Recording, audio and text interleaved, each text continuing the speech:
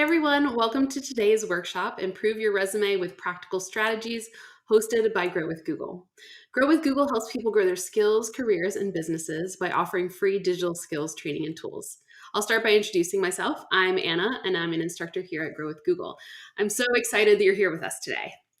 Today, I'll show you how you can improve your resume using some simple and practical strategies. In this workshop, I'm working with my co-instructor, Basim.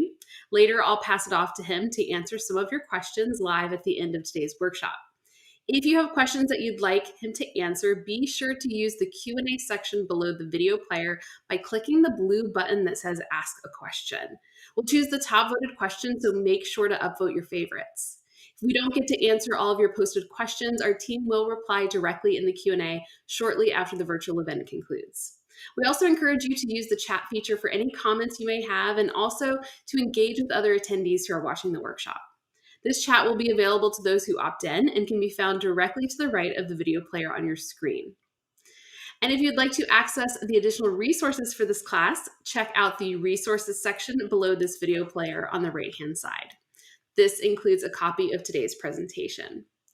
You will also be able to access a replay of the virtual event in the future by clicking On Demand on the Grow with Google On Air homepage. Also, don't forget to post and share on social using the hashtag Grow with Google. Finally, you have the option to turn on YouTube's closed captioning to follow along. To do so, click the closed captioning button directly on the video player on your screen. Now, let's get started. We're here today to talk about resumes. First, we will touch on ATS, or Applicant Tracking Systems, an important first hurdle for your resume before it even reaches recruiters. Then we'll try a quick glance resume evaluation activity. You'll look at some resumes quickly to get a sense of how formatting and errors might make a poor first impression on a hiring manager. After that, we'll dive into 4 strategies that make any resume better, using professional formatting, highlighting your skills and accomplishments, citing specific examples and measurable details, and tailoring your resume to the job description. For each strategy, we'll practice editing a resume, and I'll share digital tips that can make resume writing easier. By the end of the session, you'll be ready to create your own resume or to apply these strategies to your existing resume.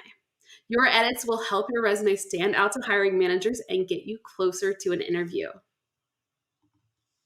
Let's move on to talk about strategies you can use to improve your resume. So let's take a minute to think about the purpose of a resume. How much time on average do you think an employer spends looking at a resume?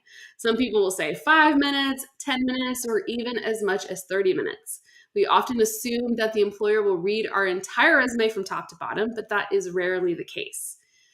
Are you surprised to learn that most recruiters and employers only spend about 6 to 10 seconds looking at a resume?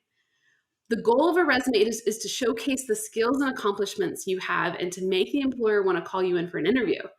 You want to convince them that you're a good fit for the job you're applying for, and they don't need to know everything you've ever done for you to accomplish that. Many companies use applicant tracking systems, or ATS, as the starting point when considering job candidates.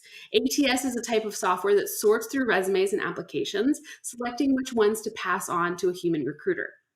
ATS helps recruiters by streamlining the review process and allows them to quickly and easily track, review, and identify applicants. For candidates, this means that if you want a recruiter to ever see your resume, you need to make sure it gets through the ATS. These systems work by scanning resumes for certain keywords and years of experience in the field based on the job description and requirements.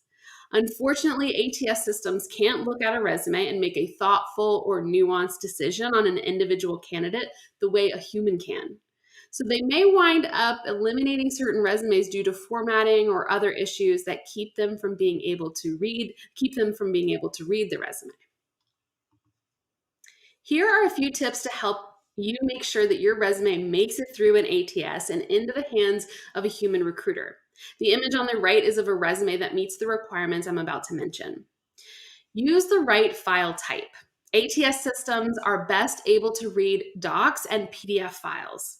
If you create a resume using Google Docs, you can download it as a docx or as a PDF. Next, keep formatting simple. Since ATS scans resumes for keywords, it can be confused by fancy formatting, graphics, and even tables, multiple columns, and text boxes. If an ATS isn't able to read your resume, it will reject it. So keep your formatting relatively simple. Later in the workshop, I'll show you some Google Doc templates, which all work really well with ATS systems. Next, use keywords from the job description. ATS systems are shown the job listing in order to learn which words to seek out in resumes. So when the ATS detects those keywords in your resume, it will flag you as a qualified candidate. For this reason, you should adjust your resume to reflect the words used in the job listing.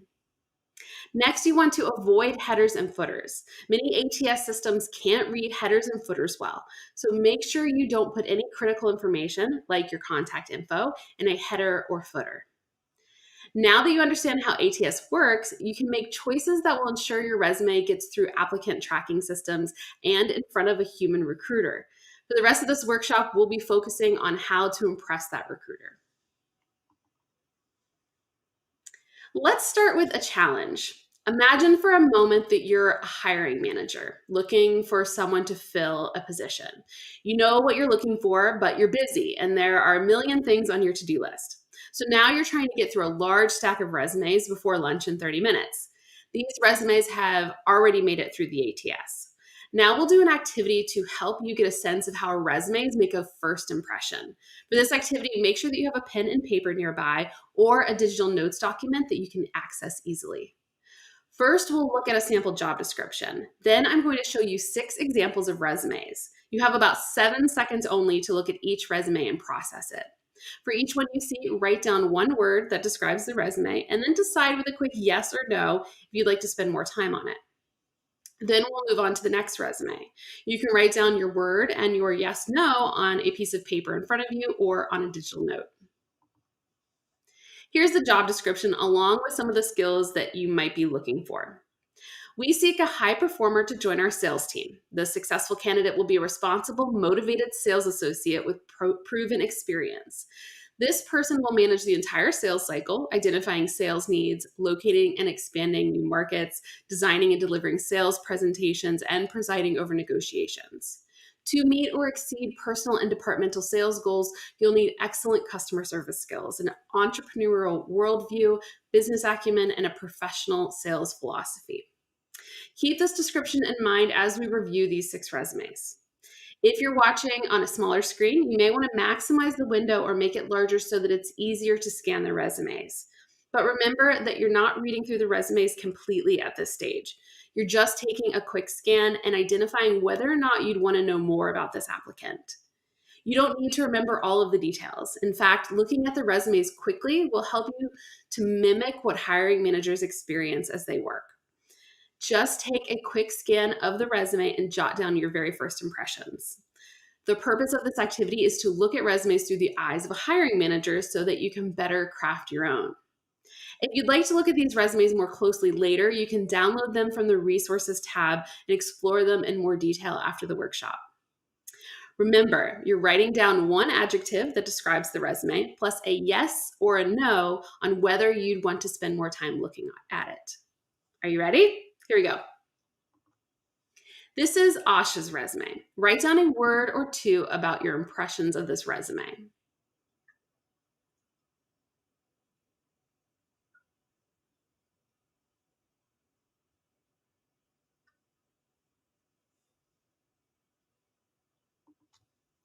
Next is Adam's resume. Write down your quick impression of it.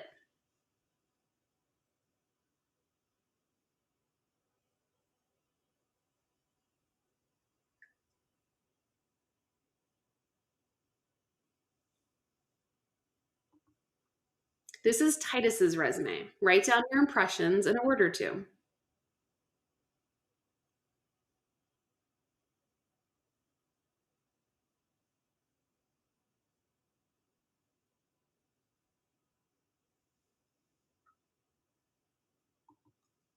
Up next is Jason's resume.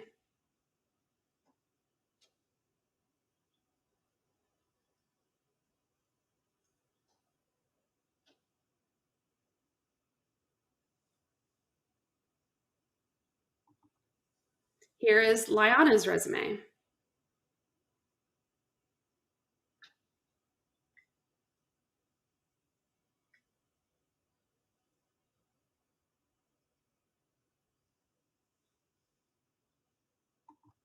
And finally, Ibrahim's resume. Write your impression.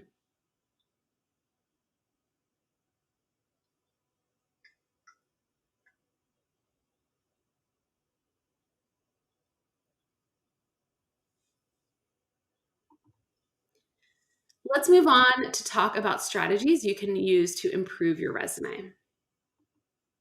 While there's no right way to write a resume, there are many different resume styles and formats that might be appropriate for the job you're applying for.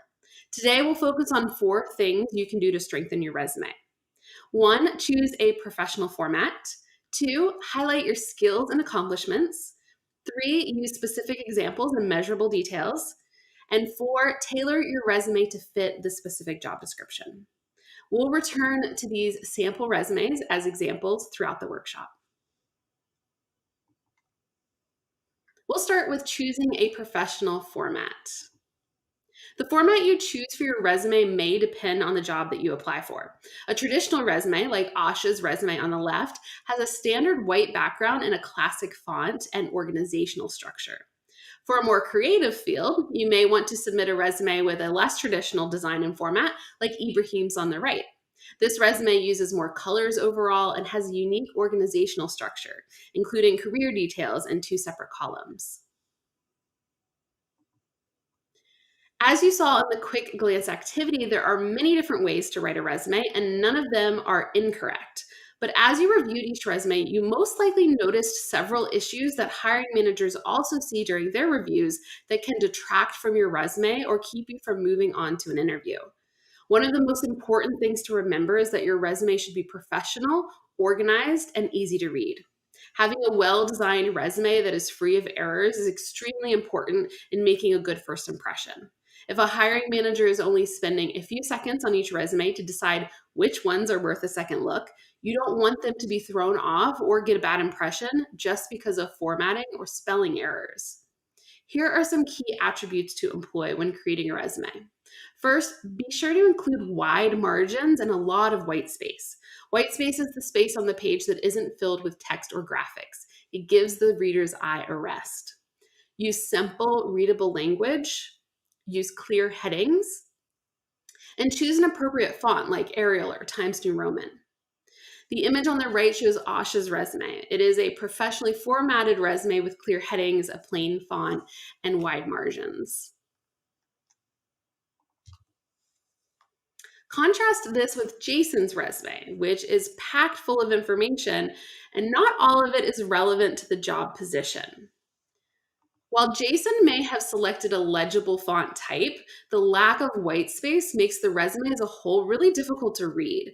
There's no break for the eyes, so the person reading it may feel overwhelmed and distracted rather than impressed. Each of you is multi-talented with different experiences and interests. There is so much that you could add to a resume, but it's important to only include details that are relevant to the position you're applying for. It's usually not necessary to include additional links to social media profiles or websites. Some exceptions here. If you're applying to a position in social media management, you might want to include links to show that you have a strong social media following. Some designers, writers, and artists may have a website that includes a portfolio of their work, which can be really helpful. The key here is to include links that are relevant to the job only. The most noticeable challenge with this resume is how difficult it can be to read. Too much information or crowded text can discourage an employer from reading your resume before they even review your experience. Adam's resume, on the other hand, is easier to read than the previous example. There is sufficient white space and the text isn't crowded. But readable white space should be balanced with important information. This resume doesn't include any details about the responsibilities or accomplishments at his previous jobs. Don't assume that the employer reading your resume will know exactly what you did at each job just based on the job title. You also don't want to miss an opportunity to highlight your successful projects, expanded responsibilities, and measurable accomplishments. You still don't have to include every job you've ever done, especially if it isn't relevant to the position you're applying for. If you've been in one career for a long time, add examples and specific details to describe projects and accomplishments. We'll talk about that more in a moment. And sometimes your work experience isn't the only area of your resume where you can showcase the value of your accomplishments. Be creative. Think about certifications, awards, volunteer work, part time jobs, continuing education classes that make you more qualified for the position you're seeking, and include those on the resume. You may have found some of the colors in Titus's resume distracting. Depending on your industry, it may be acceptable for you to use an accent color. However, too many different colors could be distracting to an employer. Also, some of the font types in this resume might be a little difficult to read. It's best to stick to one easily readable font type throughout the entire resume. Depending on your geographic location and the type of job you're applying to, a photo on the resume may or may not be standard practice. Some parts of South America, Asia, Africa, and Europe require candidates to include a photo on the resume. And if Titus was applying for, say, a modeling or acting job, a photo might be appropriate. However, even if Titus was applying to a job in one of those regions, he should include a clearer photo than this one. Did you notice typos on this resume? Make sure that you take the time to review your resume for grammatical errors and typos to show an employer that you're detail-oriented. Designing your resume may be a bit intimidating. You may not have many design skills, or perhaps you don't feel comfortable formatting digital documents. Fortunately, you don't need design skills to create a professional resume. You can just choose from a variety of pre-built Google resume templates that have already done that for you. Templates are like a pattern that you use as a guide. They provide some design elements and formatting that you can use as a starting point for your projects. They also help you to keep font sizes and styles consistent throughout your document. Google Docs offer lots of free professional resume templates to get you started. The layout, fonts, and colors are different for each template, but they all contain the same basic information that you'll need for a resume. Your contact information, skills, experience, and education, as well as accomplishments or projects you've completed. After you select a template, you can customize the document from there. To access these templates, make sure you've signed into your Google account, then go to drive.google.com. Then you want to click New, then select Google Docs, then select From a Template. Now choose the template that you like. After the workshop, take a look at some of these templates and think about which one might work best for you. Some of the templates might lend themselves to specific industries. You may want to check with a colleague about standard styles in your individual field. For example, a creative person like a graphic designer might use a more creative template to show off their skills even before the interview. We won't go into each template today, but feel free to explore them on your own as you put our other strategies to use. Whether or not you use a template to design your resume, you should at least cover the following categories: your education, contact information, skills, and of course, work experience. Okay, now that we've addressed formatting and first impressions, let's talk about the next strategy that you can use to make your resume more professional: highlighting your skills and accomplishments. Notice this says highlight, not list. You don't want to include everything. Your resume is not a comprehensive list of all the jobs you've ever had, or even a list of all the things you've been involved in the last decade. Your goal is to showcase the skills and accomplishments you have and to make the employer want to call you in for an interview. You want to convince them that you're a good fit for the job you're applying for, and they don't need to know everything you've ever done to accomplish that. But hiring managers do want to see the skills and accomplishments that are most relevant to the job you're applying for. And they'll likely also want to know the most recent work experience you have. Put the most recent work experience first. Also, don't be afraid to eliminate jobs from your resume that aren't relevant to the one that you're applying for. Your work experience list does not need to be exhaustive. It needs to highlight the skills and accomplishments that you have that are relevant to this particular job that you're applying for. At the same time, if you've done other activities like part time jobs or volunteer work that are closely related to the job that you're applying for, and you've used or developed skills that would also help that job, definitely include them. If you need to account for a gap in your work history, volunteer work can also be good to show that you were active and developing skills, even if you weren't actively employed. If you're starting a new career and you haven't worked in that field before, examine all the job experience or even life experience that you do have and make the connections wherever you can. Let's practice deciding which opportunities you might include on your resume and which ones you should eliminate. Imagine you're applying for the sales representative position you saw earlier, and in the past, you've had the work experiences listed on the left, which include wait staff, cashier, volunteer work, bank teller, babysitting job, and freelance blogging. Take 2 minutes to review and think about these positions. If you'd like, share in the comment box which jobs you would include on this resume, which you would not, and why. As you're working, it may help to also consider which specific projects or measurable details you might include from those positions to show that the past experience is relevant to the job you're applying for.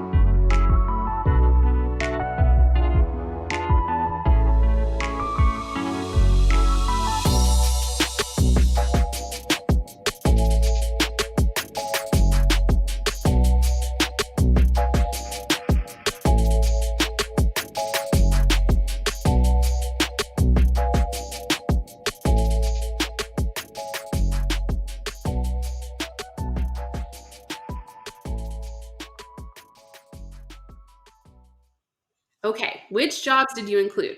Which ones did you decide to leave off? You may have a different opinion than others who are writing in the comments, and that's okay.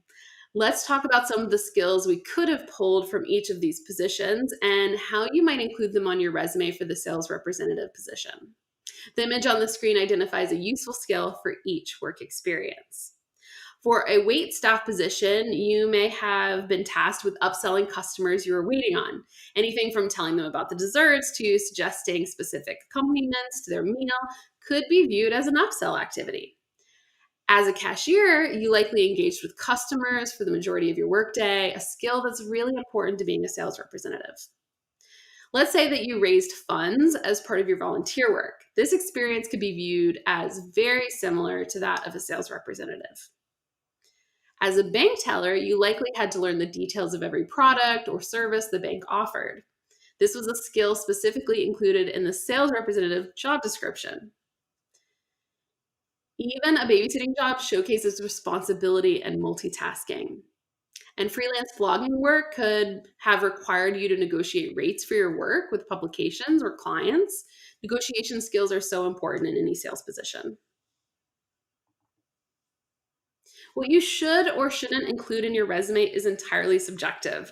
Some people may have chosen to include babysitting, while others think it doesn't apply. It all depends on the skills you used during that job and how you describe those skills afterward.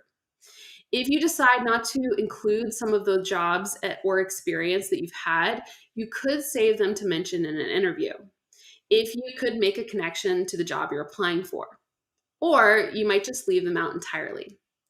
The main point of this exercise is to show you that you can choose to include or exclude any of the jobs depending on your situation. What is key is how you describe the job and which skills you would highlight. Any of these could have been included in the sales representative resume. If you highlight applicable skills like responsibility, punctuality, customer service, professional attitude, dependable attendance, etc. Also, any could be excluded if you've been in the workforce for a long time and have more professional work experience to cover, or if you mention the experiences without following with relevant skills. Many people need to take time off from the workforce for a variety of reasons, including caring for loved ones, furthering their education, or loss of work due to an economic downturn. If you have a gap in your work history for any reason, whether for months or years, you might want to highlight the education or volunteer work you took part in during that time. You can also describe the experience and skills that you gained through managing a household, learning a new language or culture, if you traveled, or anything else that shows your growth, even when you weren't employed. Another possibility to consider is using a different resume format called a functional resume, like the one shown here. In a functional resume, you organize your employment history by experience and skills rather than time order. You can also use a functional resume if most of your experience comes from different short-term jobs or contract work. You can still include your work history, but in a functional resume, it is grouped together and de-emphasized. Hiring managers will focus on the experience and skills that you can bring to the position rather than your work history, including any gaps you might have. No matter which resume format you choose, you should include any continuing education or training you've taken part in. This can include additional coursework at an institute of higher learning, earning a certificate online, or completing workshops like this one. Just be sure that including it will add value to your resume. If it relates to the position you're applying for, then put it in the resume. You can add these to a subsection of the education section of your resume, like you see in this example. Or if your resume is not too long, you can create a new section called professional development or something similar. Include just the basic details for each course or program you completed, the name of the sponsoring school or organization, the title of the course or program, and the date of completion. You can discuss more of what you learned during an interview. You can then easily add to this section anytime you complete a new course or earn a new certificate. Now, let's talk about our third strategy. Maybe you have many things to include in your resume, but you don't know which ones to emphasize. How do you make those connections and show the employer that you're right for the job? By using specific examples and measurable details in the descriptions of your work experience to show that you have achieved and accomplished. This is also called showing impact. What specifically have you done and how is it impacted your coworkers, your team, and the company? Lots of people will have words like innovative, organized, efficient, leader, and effective communicator on their resumes. But how can you actually show these qualities instead of just using the phrases? One way is to use specific examples from your previous experience. Describe specific projects that you worked on, improvements that you made, processes you developed, or goals that you attained. Describe the quality of the work you've done in the past and show how it relates to what you could provide to the employer at the new job. The second way is to use measurable details whenever possible to quantify the work you did. For example, you might say that you increased sales at your current job. But what does that mean? Did you increase sales from one widget to two widgets per month or from one widget to 1 million widgets? Show your impact in numbers whenever possible. This is also a great place to add any awards or recognition that you received. These show how other people have viewed your accomplishments. Let's put this into practice with another challenge. I'm going to show you examples of work experience that you might include on your resume. For each example, list the kinds of measurable details and specific examples you might include if this was your resume. For this resume for the sales representative position, you might include descriptions like managed a team, trained new employees, ran meetings effectively, and sold more than your sales target. But how much do these descriptions really make you stand out to employers? Think about how you could make these skill descriptions more tangible using specific examples and measurable details. You can try rewriting at least one of these descriptions yourself on a piece of paper or a digital document. It's okay to make up the examples and details for now. I'll give you 2 minutes to try it out.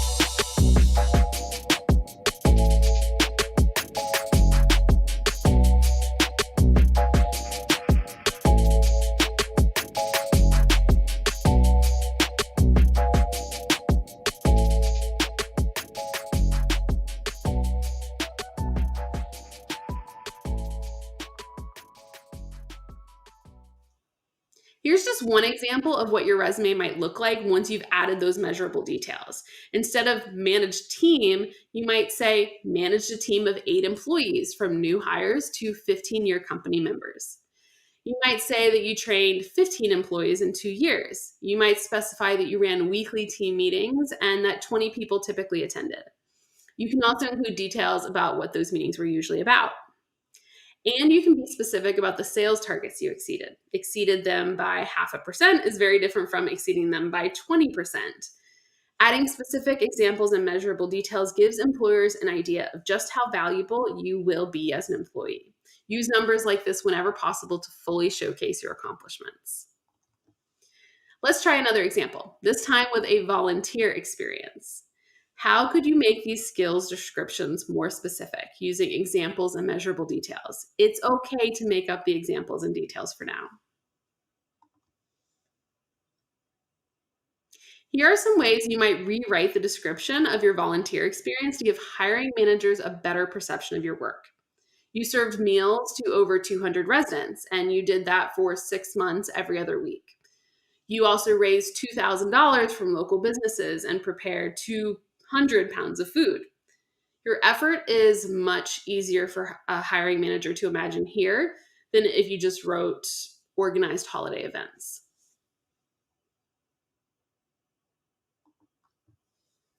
You can also apply specific examples and measurable details to a resume if you're shifting your career path within your industry or starting an entirely new career path.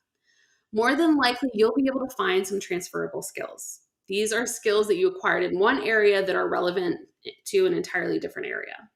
Organization, communication, and problem solving are all examples of transferable skills that are vital to just about any profession. In your resume, you can make a case that even if you haven't worked in the industry before, you have developed these skills in the field and shown success in the kinds of skills and tasks that are needed for the job. Let's say you decide to pursue a career in IT starting as a support technician. Maybe you have experience working in the service industry for a beauty salon. Think about which skills you used in your job, and you can include in your resume to show that you have some qualifications despite having no IT experience. You had to manage your daily tasks, which shows that you can plan and organize a schedule. You dealt with customers all day long who had different needs, so both active listening and multitasking are in your skill set. And you had any managerial responsibilities, even if you did not have the title of manager, then you might mention leadership skills, such as the ability to motivate others and complete shared goals. When you add these skills to your resume, include as many specific and measurable details as possible to emphasize how your previous profession can easily translate to your new one. As you write about your skills, also use a job posting for the new career you're pursuing to see what language it uses to describe the job responsibilities. So if your posting talks about client work and you refer to the people who visit your salon as customers, use clients in your resume instead. This will demonstrate to hiring managers that not only do you possess transferable skills, but you also understand how they specifically relate to the new position. The example in this slide shows a few examples. Great. So far, we've learned how professional formatting, highlighting skills and accomplishments, and citing specific examples and measurable details can really make your accomplishments shine. Now, our last strategy is to tailor your resume for each job that you're applying to. Earlier, we discussed how businesses are using screening or applicant tracking software to narrow the pile of possible candidates before a manager even looks at them. These computer programs scan their resumes for keywords that are in the job description. If those words don't appear often enough in the resume, or if the skills you highlight don't match the job description, the program determines that the person is not a good candidate for the position. Even if the employer is not using applicant tracking software, people also tend to scan resumes for keywords. You'll be most successful when your resume matches the language of the job description. When you create a resume for a particular job, you should incorporate as many of the keywords into your past experience and work history as possible. When you describe your past experience using the same terms the employer used in the description, you'll have a better chance of passing screening software if the company is using it. You'll stand out to the hiring manager, and you'll show that you paid close attention to the qualities they want in a candidate. Let's take a moment to complete one more challenge. Reread the job description we used earlier. Jot down a few words from the job description that you would incorporate into your resume if you were applying for this job position. One tip, pay close attention to the action verbs used in the job description. What will you actually be doing if you get the job? Also, look at characteristics or skills that are mentioned in the description. Take 1 minute to review this job description and think of words you'd incorporate into your resume.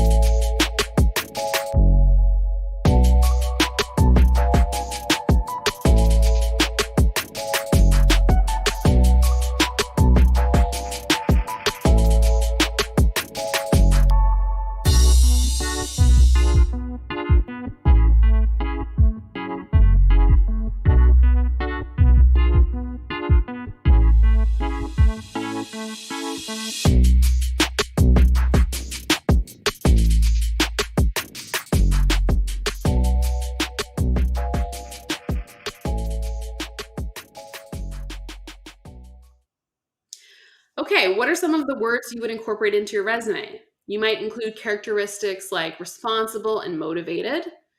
Pay attention to action verbs too. For these, you should include specific experiences that illustrate how you did this task in previous jobs.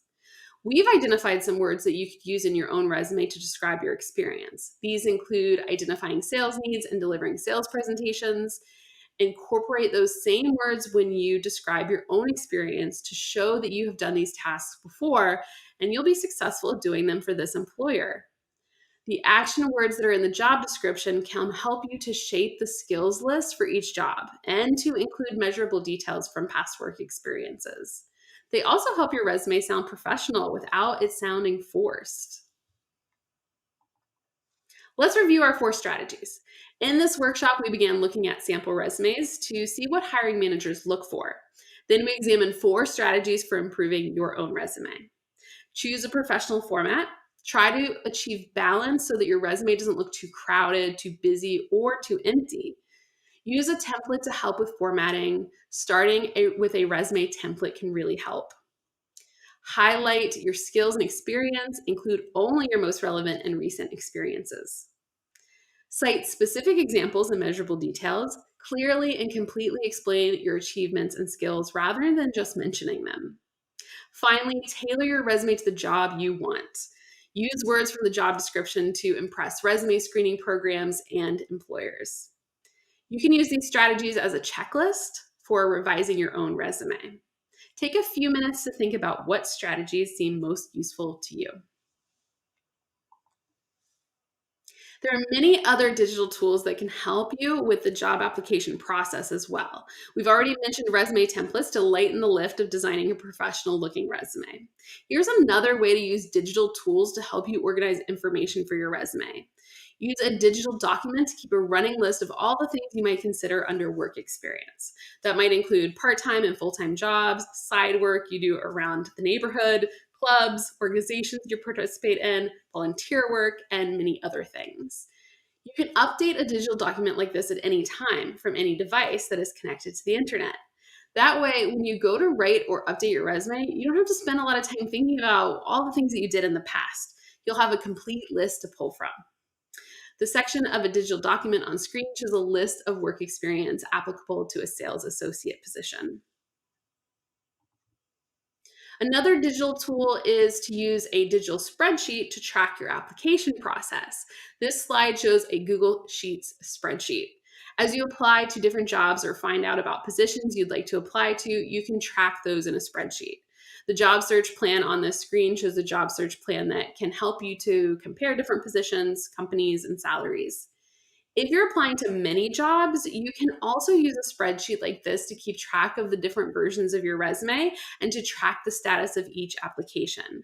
For example, you can add a list for have not started the application, submitted, scheduled interview, sent thank you note to remind yourself where you are with each application and what tasks you need to complete. Finally, you could create a digital portfolio in Google Slides, like the one shown on this slide for photography and sound engineering. When you build these projects in Google Docs, Sheets, or Slides, you can access them from any device with Google applications. They save automatically, so you don't have to worry about losing your work, even if your computer crashes. And you can share the projects to collaborate from anywhere. At this point, we've given you several strategies and digital tips. So before we go, let's talk about next steps. Here are a few ways to move forward with the information you learned today.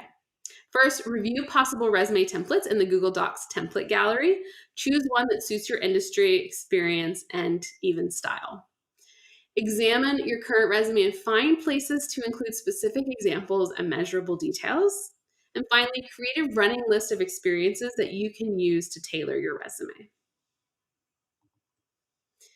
If you'd like to learn more skills you can apply to your career or job search, Google has training resources that you can access remotely. If you enjoy video lessons, subscribe to the Grow with Google YouTube channel at youtube.com/growwithgoogle.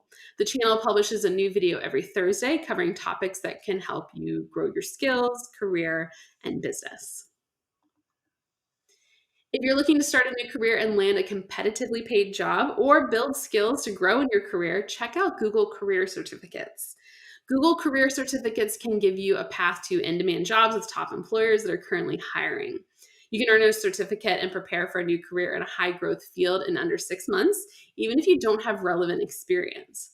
Learn at your own pace and complete the online program on your own terms. Certificates are available for IT support, project management, UX design, data analytics, and digital marketing and e-commerce. Get started at grow.google/certificates. Also, US businesses can get up to 500 scholarships each to Google Career Certificates to train their employees. These scholarships are worth up to $100,000 in workforce training per American company.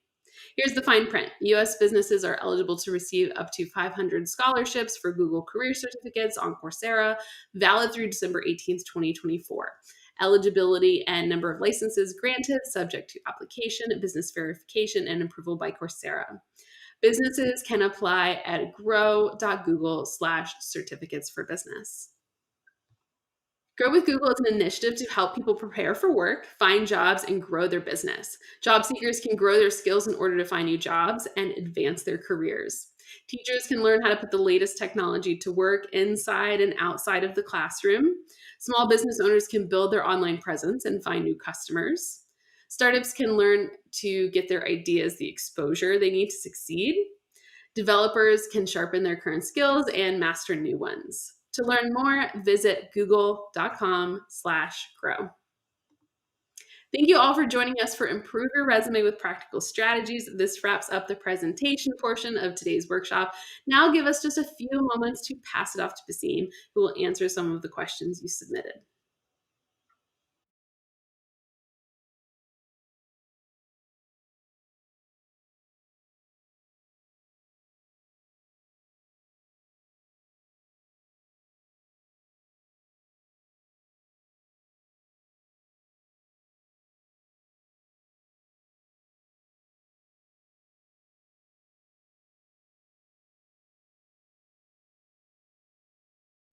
Thanks, Anna. Hey, everyone, I'm Basim, and I'm excited to answer a few of the questions that you've asked throughout the session today. And as usual, we received quite a few of them. Remember, if we don't get to your question, we'll go back and answer all of them on the Growth Google On Air page below the virtual event shortly after it concludes. Okay, on to the first question, which is from George. And George wants to know, does my resume have to only be one page? And then so when we talk about that, it's said that applicants can add more than one page for the resume for every 10 years of work experience. But this, of course, can be different for everyone. However, because we can't guarantee that the hiring manager will actually go past that first page, we do recommend that that first page be as impactful as possible to really encourage that hiring manager to read past that first page if necessary. One thing to kind of think about is if keeping your resume to one page means that you must reduce the font or that margin size, it would actually be best to go to 2 pages, as an employer may not, of course, may want to read on a simply overcrowded resume, right? Okay, so next question is from Iman. Iman wants to know, would recruiters prefer having just the essential sections in a resume, education, work experience, etc.? I've seen several successful resumes with extra sections like attributes, most proud of, etc., and wanted to know if they work effectively in a resume. Great question, Aman. So this will, of course, all be up to the recruiter, right? And like what they prefer. Not all recruiters feel the same about, the different resume formats. Some may feel overwhelmed by too much information, and some actually may want more information. So we don't know what will work for every recruiter, and it's best to go with what you feel really is going to work for you. And if it's not working, you're not getting the results you're looking for, then you may want to look into making some changes as you go along. All right, so the next question here is from Zoe. And Zoe wants to know, she says, I'm a visual designer and I don't have many quantitative facts on my resume, except side activities such as speaking at a conference. How do I navigate selling myself without numbers? And that's a good question, Zoe. And you may actually have more metrics than you realize, right? So think about things like what about the volume of projects over a specified period of time? What about the reach of those projects on the size of the actual companies or the audience that you're actually reaching with your work? When you don't have quantitative metrics, the qualitative descriptions can also be impactful as well. Okay, next question here is from Marcus. Marcus wants to know, how do you pack in all the information you wish to convey to a potential employer without making the resume look so busy and cluttered? And so, great question, Marcus. And the thing is you actually don't want to pack it all in, right?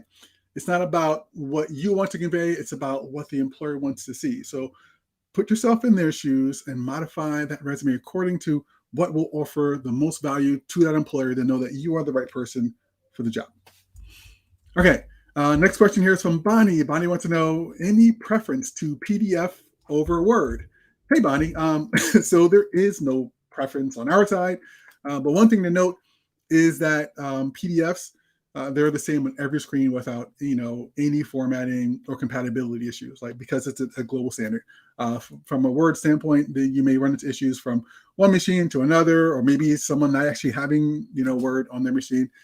So PDFs would probably give you the best chance of being compatible across all machines and all devices. But really, there's no preference on our side. Next one is from Flynn. If you held the same position at different companies and all your job responsibilities were exactly the same, do you repeat job descriptions for each with the same text?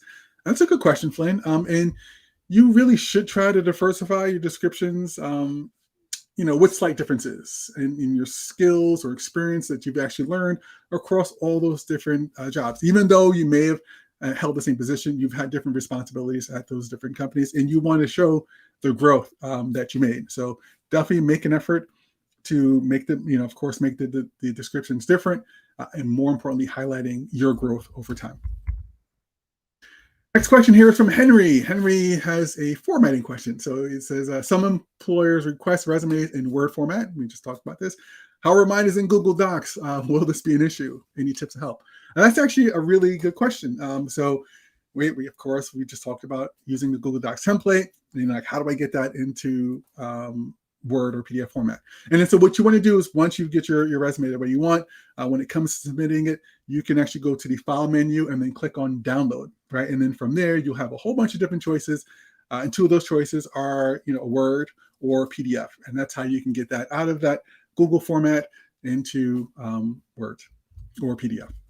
All right, last question here is from Asha. Asha wants to know, how important are listing references on a resume? Is that old school? So resumes, references are important on your resume. Not on your resume, but references are important to have at your disposal. Some employers may want that and some may not, but the key is that you actually do have those references ready to go, just in case someone asks, do you have to include in your resume? Probably not. But it's very important to understand that, especially a lot of recruiters will want those references for just in case, right? Okay, so that wraps up this Q&A for today. Thank you all for joining us for Improve Your Resume with Practical Strategies. Hopefully everyone learned something new today. You can find all of our follow-up resources on the same page you're watching in the resources section below the video player. You can also access a recording of today's session by clicking on demand at g.co/growonair. We'll also be sending a follow-up email with a survey for you to fill out regarding your experience in today's virtual workshop today. It's really important to get your feedback so that we can quickly improve these sessions, and offer content that is most helpful for you and our other learners. Thank you again for joining us at Grow with Google today. We will see you next time.